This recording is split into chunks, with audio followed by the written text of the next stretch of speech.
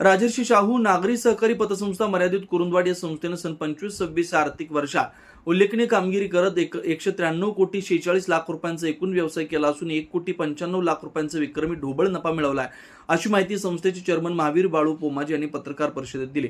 यावेळी ज्येष्ठ संचालक जिनगोंडा पाटील, माजी नगराध्यक्ष दादासो पाटील, माजी चेअरमन किरण आलासे, मुख्य कार्यकारी अधिकारी संजय गजनवर आदी प्रमुख उपस्थित होते। संस्थेकडे चालू आर्थिक वर्षात 118 कोटी 75 लाख रुपयांची ठेवी, 75 कोटी 30 लाख रुपयांचं कर्ज वितरण करण्यात आलंय।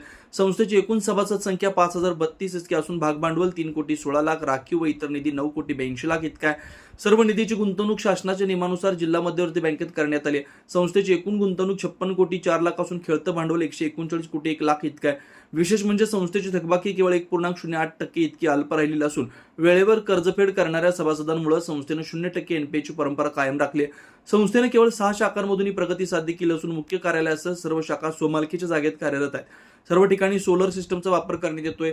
ग्राहकांच्या सोयीसाठी RTGS, NEFT, fund transfer, safe deposit locker, light bill भरणा आणि कोर बँकिंग सुविधा उपलब्ध करून देण्यात आल्या। यामुळे सभासद, ठेवीदार, हितचिंतक यांच्या संस्थेवरील विश्वास अधिक दृढ झालाय। यावेळी विजयकुमार जोंग, धनपाल कोथळी, अण्णासू गुदले, रावसू उगरे, दौलत कांबळे, सुषमा उपाध्ये, पद्माराणी पाटील, आयशा भागवान, धोंडीराम चौगुले तसंच आदी उपस्थित होते। मराठी एस न्यूज साठी कुरुंदवाडहून संदीप आडसू।